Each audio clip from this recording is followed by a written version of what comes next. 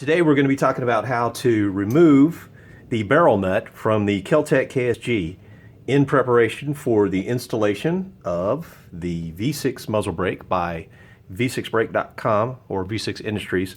I think probably one of the best muzzle brakes on the market. This is one bad boy. But to get it on there, we've got to take off the factory barrel nut. Now to do that, there are two types of factory barrel nuts that KSG does. One is, or that Kel-Tec does. One is a 6-notch barrel nut, and the other is a 4-notch barrel nut, which is this one here. In the case of the one that we have that we're about to remove, it is a 6-notch barrel nut. In doing so, there's a couple of different tools out there that you can use. Now we use two different companies, two great companies by the way, Hi-Tech Custom and SMT Tactical. Both produce tools that will be able to remove that barrel nut.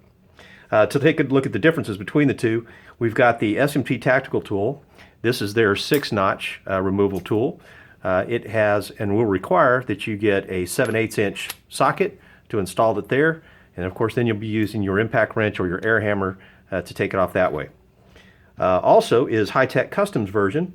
They have two different versions.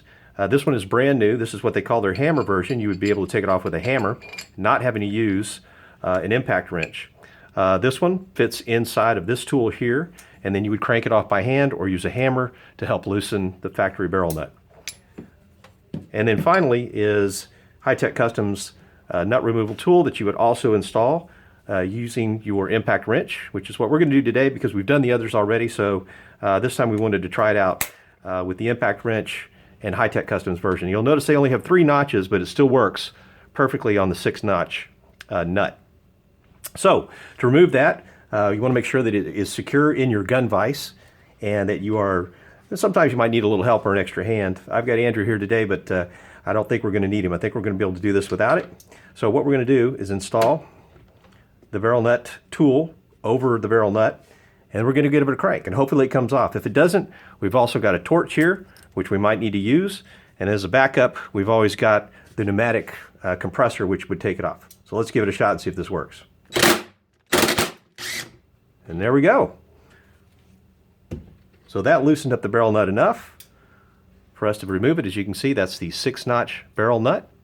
Like I said, sometimes, in fact, one time we had to send 12 KSGs back to the factory as we were unable with any type of tool or air hammer to remove it.